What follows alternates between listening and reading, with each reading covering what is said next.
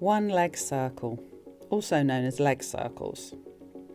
Supine, lift one leg into the air and circle the leg across the body. Firstly, Loraine shows the version from the Joseph Pilates Return to Life through Chondrology book, where the pelvis lifts as the hip adducts. So the hip comes across the body and the pelvis just lifts a little as it rotates around. So the pelvis is not maintained into a neutral position throughout. There's some rotation that's allowed to happen there. Most commonly, this exercise is taught in the second version that Loraine shows us, where she's maintaining the pelvis in the neutral position. It's usually used to stabilise the pelvis while we challenge that with the big circle of the leg. We would inhale to work half the circle and then exhale for the other half.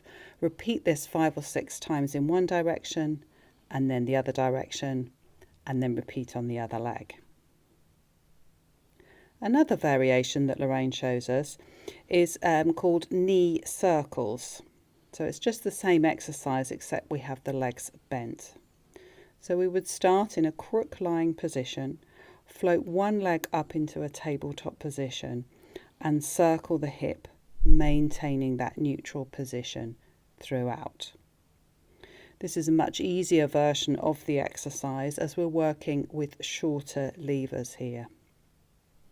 Make sure that the hip circles in its socket. It's a tendency a little bit sometimes just to circle the foot sort of in space, so the circle almost comes from the knee as opposed to the hip.